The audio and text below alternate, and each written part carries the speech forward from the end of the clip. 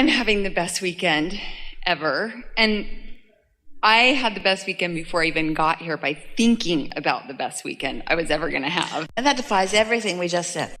Amazing. Anticipation is a wonderful thing. God. Yeah. And just thinking about it, even the movies last night, like I just had this Cinemax experience of reclining my chair. That was amazing. Ordering popcorn with chocolate on it. That was not good enough, so we poured the junior mints on top, and that was even better. And then the movie was amazing, and then watching the people pass out and snoring next to us was even more amazing. Like, it was just so fun. It just got better, and now this is... And I am coming from a step 5 moment. I have the most amazing people who surround me. Everyone. My mother is the most incredible woman. She is source energy, and I watch her. I come to her with such intention and love and focus.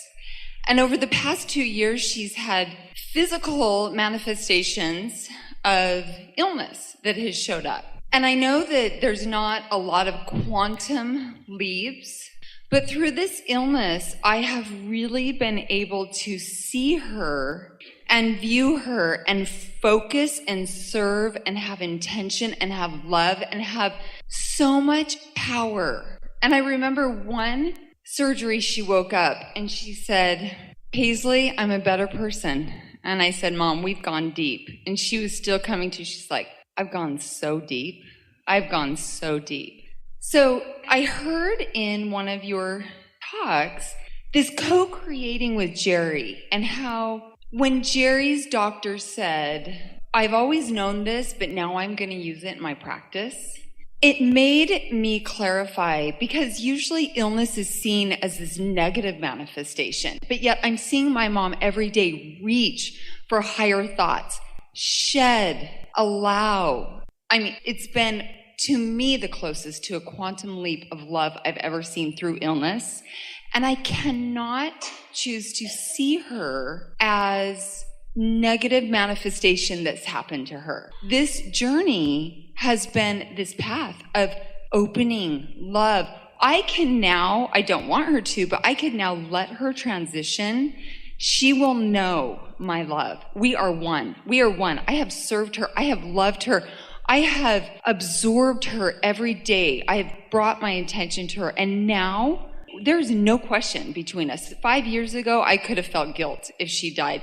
But now we are just this one source. And I cannot see these illnesses as negative. They're beautiful. We are appreciating really the intensity of this contrasting experience and the value that it has helped you to focus upon and find. And it is our desire that you could all let all contrast serve you in such a potent way. But you don't, because if it isn't something that is gut-wrenching, usually, you don't give it too much attention. So we want to come back and talk to you specifically about the things that you offer to us. But first, with everyone having just experienced it and some having had their own experiences that are similar, we want to say to you that contrast, no matter how great or how small it is always a beneficial thing, because it always has the potential of doing for you what you have just described that it is doing for you. And with all of that, there is some compensating for things that you are expressing, and some wanting to make something that you really would prefer not to happen a better thing that it really feels like it is. There's some of that going on there too. But the story that you're really telling that is so important is that contrast does promote focus, and focus is a good thing. So the primary thing that we want to say to all of you is that you don't have to look for these kinds of experiences to feel the way she's feeling about it. In other words, this powerful now, what this has done for you and your mother has caused both of you to focus more frequently and, as you said, to go deeper into the connection of who you are. But you really do not need to experience something that is so big or so heart-wrenching or so big on your scale of things that are important in order to have this kind of clarity come from you. Contrast just serves you. And what causes this intensity is not the subject of life and death. It's not the subject of physical and non-physical. It's not the intensity of the deep love that the two of you have for each other. What this conversation is about is much simpler than all of that. This is the subject of focus. Therefore, this is the subject of momentum.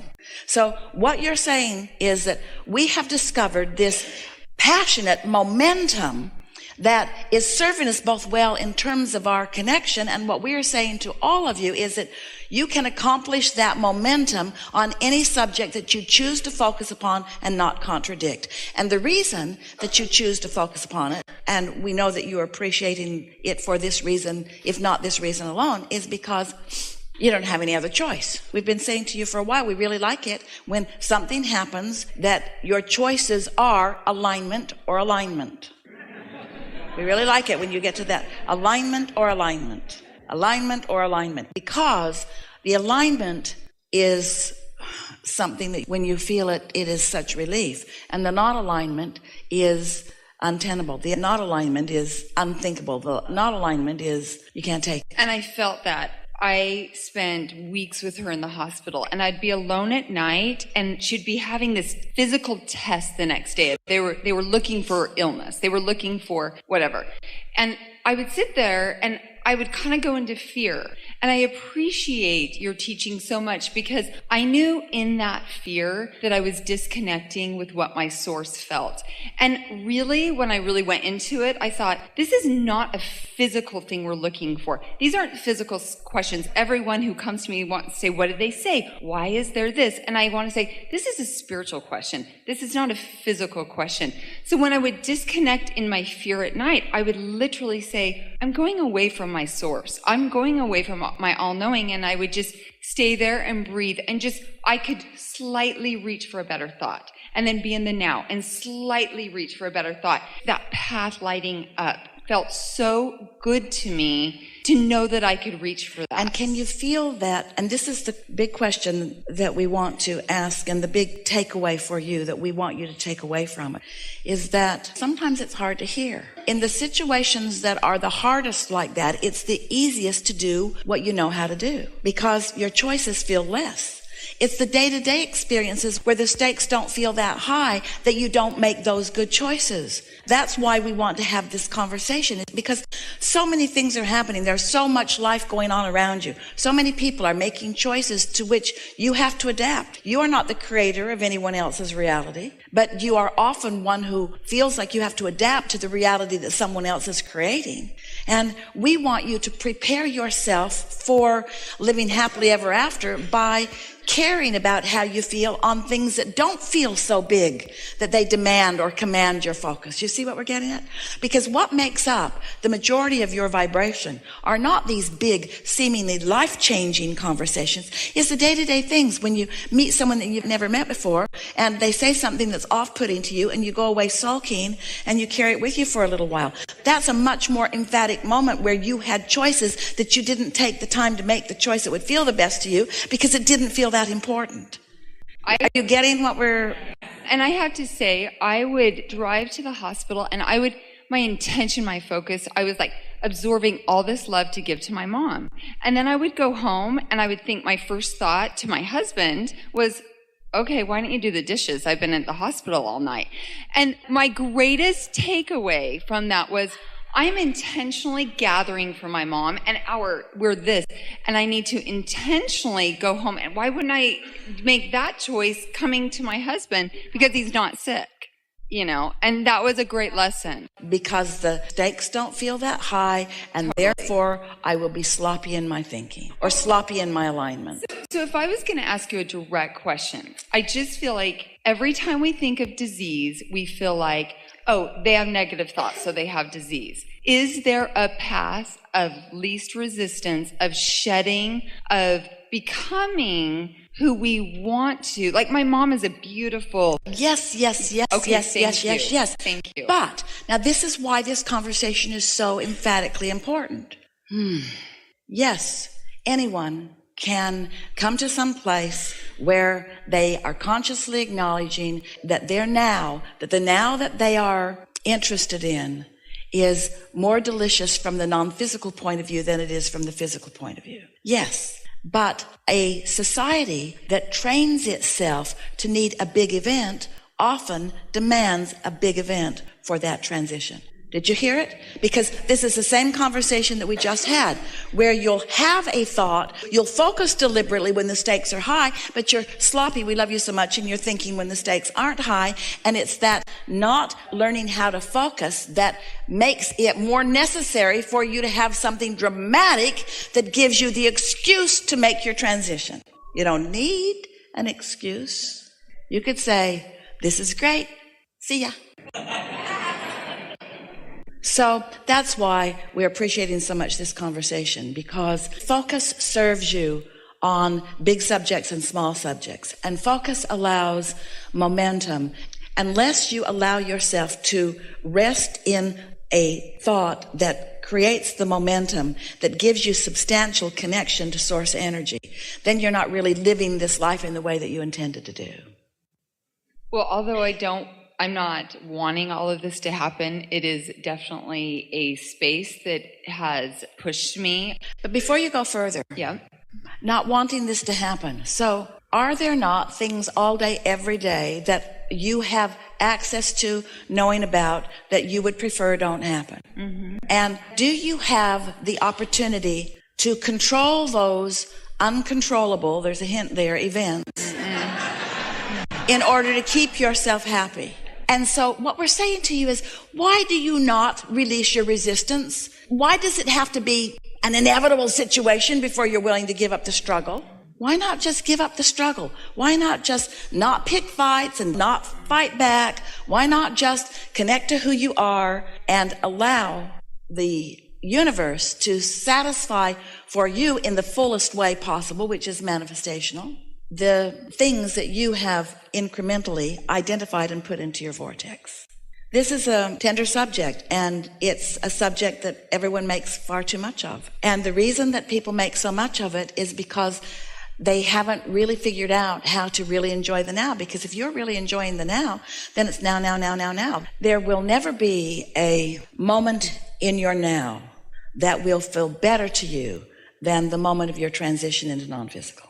But you can provide those same similarities in your now with the pieces of resistance that you leave behind. With each piece of resistance that you leave behind, you simulate what your transition to non-physical is going to be, where in one fell swoop, you leave behind all resistance and you just have the understanding of all that you are.